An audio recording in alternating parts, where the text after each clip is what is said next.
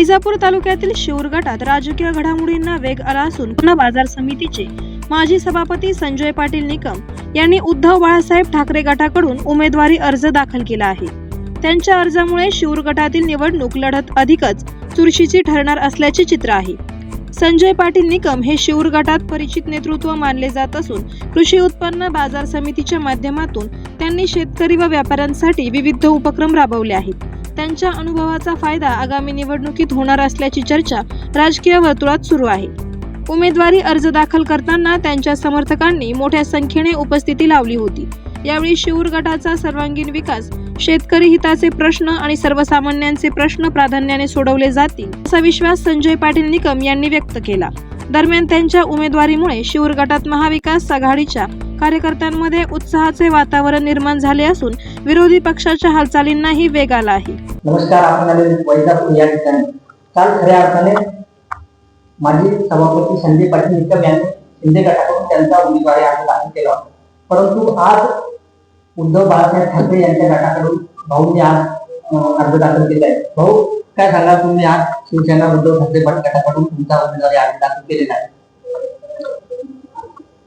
काल आम्ही तो अर्ज भरला होता, परंतु काल संध्याकाळी आम्हाला जेव्हा युती झाल्याची बातमी कळाली त्यावेळेला आपल्या जिल्हा परिषद शिऊर गटातील सर्व प्रमुख पदाधिकाऱ्यांनी, शिवसैनिकांनी आणि जनतेने, सर्व मतदारांनी सर्वांनी सांगितलं की भाऊ, तुम्हाला कुठला सिंबॉल घ्यायचा तो घ्या।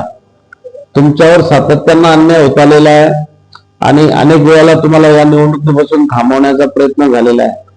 तसंच याही वेळेला भारतीय जनता पार्टीला जागा सुटल्यामुळं तुम्ही आता थांबता कामा नये, तुम्ही आता निवडणूक लढलं पाहिजे। आणि योगायोगाने आणि आपल्या सर्वांच्या मतदारांच्या आणि सर्व उद्धव बाळासाहेब ठाकरे शिवसेना पक्षाच्या कार्यकर्त्यांनी एक आग्रह केला आणि सांगितलं की तुम्ही जर उमेदवारी घेतली तर आपला 100% विजय होईल। त्याची खात्री मला या ठिकाणी सगळ्या कार्यकर्त्यांच्या सूचनेवरून आली आणि मी ते आज उद्धव बाळासाहेब ठाकरे यांची मशाल हातात घेतलेली। भाऊ, काल जी युती झालेली आहे खऱ्या अर्थाने काल भाजप यांच्या कार्यकर्त्याकडून अतुल सावे यांच्या गाडीला घेराव घातला होता, तर यावर काय युती संदर्भात कार्यकर्ते काही नाराज झाले? युती संदर्भामध्ये मग ते शिवसेनेचे असतील, मग भारतीय जनता पार्टीचे असतील, सर्वच पक्षाचे सर्वच कार्यकर्ते नाराज झालेले आहे। कारण या स्थानिक स्वराज्य संस्थेच्या निवडणुका लढवण्याचा अधिकार, हक्क सर्व कार्यकर्त्यांना असतो। प्रत्येक कार्यकर्ता आपल्या पक्षासाठी काम करत असतो, आपल्या नेत्यासाठी काम करत असतो आणि कुठेतरी आपल्याला या स्थानिक स्वराज्य संस्थेमध्ये प्रतिनिधित्व करण्याची संधी मिळाली पाहिजे अशी सर्वसाधारण भावना प्रत्येकाची असते आणि तीच भावना त्या ठिकाणी दाबण्याचं काम युती करून झालेलं आहे। त्यामुळं दोन्ही पक्षामध्ये अत्यंत प्रक्षोभ झाला आणि अनेक लोकांनी मंत्र्यांच्या गाड्या अडवल्या, त्यांना अरेरावी केली किंवा काही ठिकाणी घोषणाबाजी झाली। त्यामुळे प्रचंड नाराज या ठिकाणी सगळ्याच पक्षाचे झालेले। जिल्हा परिषदेमध्ये गेल्याच्या नंतर तुमची काम करण्याची भूमिका कशी आहे? जिल्हा परिषदेच्या माध्यमातून अनेक कामं सर्वसाधारण माणसासाठी करण्याची आवश्यकता आहे। त्यामध्ये आपण जर घेतलं तर ग्रामीण भागामध्ये, प्रत्येक ग्रामीण भागामध्ये आता शिऊर सारख्या ठिकाणी प्राथमिक आरोग्य केंद्र आहे।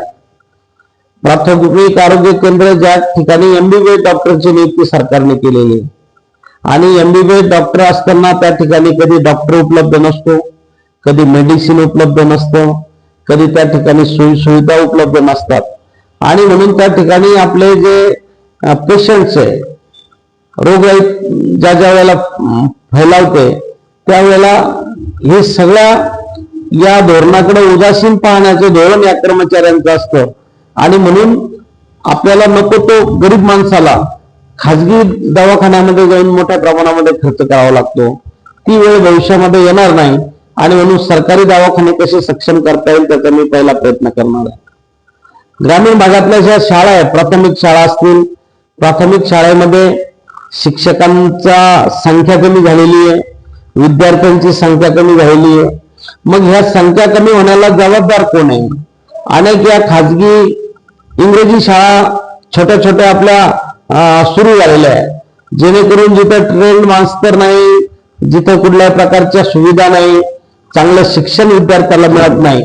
आणि म्हणून या ग्रामीण शैक्षणिक कार्यावर मी या ठिकाणी भर देणार आहे.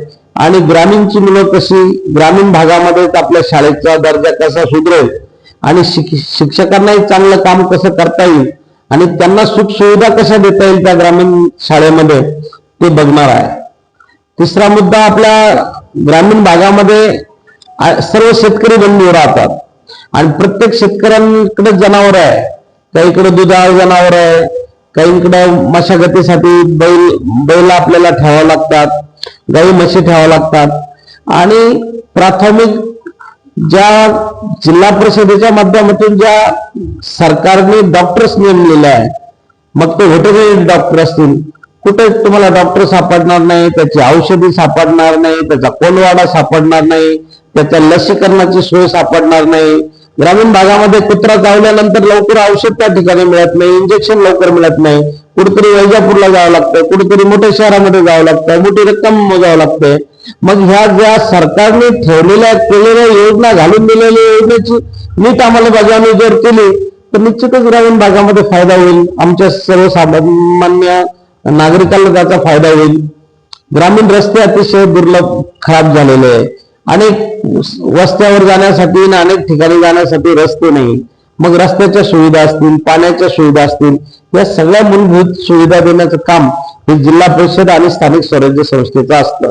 आणि त्या संस्थेमध्ये गेल्यानंतर होणारं काम, त्याची अंमलबजावणी आणि त्याच्यावर चांगलं या ठिकाणी नियोजन केलं तर निश्चितच या सगळ्या कामामध्ये आपल्याला सुधारणा करता येतील आणि चांगलं प्रशासन देण्याचं काम आपल्या या जिल्हा परिषद गटामध्ये, शिरूर खंडाळा गटामध्ये करणार आहोत. आम्ही शिरूर गटामध्ये अनेक गावे फिरलो, परंतु आम्हाला सर्व पूर्ण गावांमध्ये अशीच चर्चा भेटून मिळाली की सुनील दादा हे माझे जिल्हा परिषद सदस्य राहून गेलेले, परंतु आमच्या गावात त्यांचा चक्कर देखील झालेला नाही, अशी त्यांच्यावरती टीका होती. तुम्ही जनतेला काय आवाहन करणार मतदारांना? जनतेला हे सांगू शकतो की आता सुनील, आता तुम्ही नाव घेतलं माझ्या विरोधी उमेदवाराचं, म्हणून मी त्याचा खुलासा करतो की त्यांनी एकदा जिल्हा परिषदेचे सदस्य ते राहून गेलेले आहे आणि त्यानंतरच्या सततच्या काळामध्ये जिल्हा परिषदेचं भारतीय जनता पार्टीचं प्रतिनिधित्व जिल्हा परिषदच्या माध्यमातून, भाजपच्या माध्यमातून ते सर्कलमध्ये चालू आहे. मागच्या जिल्हा परिषदेचा मेंबरही भाजपचा होता, पंचायत समितीचा मेंबरही भाजपचा होता. मग यांच्या माध्यमातून तर कुठली कामं झालीच नाही. परंतु हे मुळात नोकरी करतात. सुनील पैठण पगारे हे नोकरी करतात आणि नोकरी करून राजकारण करण्याचा प्रयत्न करतात.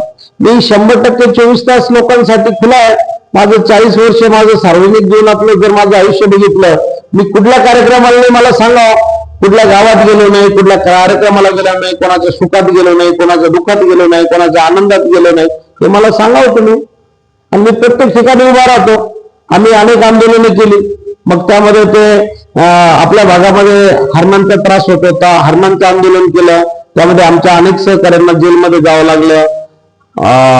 पाटपाण्याचे आंदोलन केले, लोकांच्या रस्ते मोकळे करण्याच्या संदर्भात आंदोलन केले, रोजगार हमीची कामं सुरू होण्याच्या संदर्भात आंदोलन केले. ज्या वेळेला पिण्याचं पाणी मिळत नव्हतं, ज्यावेळेला आपल्याकडे टँकर सदृश परिस्थिती निर्माण झाली होती, सरकारने निर्णय घेतला होता का फक्त गावालाच पाणी पुरवठा करायचा टँकरच्या माध्यमातून, वस्तीवर करायचा नाही. त्यावेळेला आम्ही तांड्या वस्तीवर कसं आपल्याला या ठिकाणी सरकारच्या वतीने टँकर सुरू करता येईल या संबंधीचे आम्ही आंदोलन केले. आमच्यावर त्या काळामध्ये केसेस झाल्या आणि हे सगळं आम्ही गेली 40 वर्ष करत आलेलो आहे. धन्यवाद. आपण बघू शकता माजी सभापती संजय पाटील निकम यांनी मशाल हाती घेतलेली आहे. धन्यवाद. मी आकाश गोरे.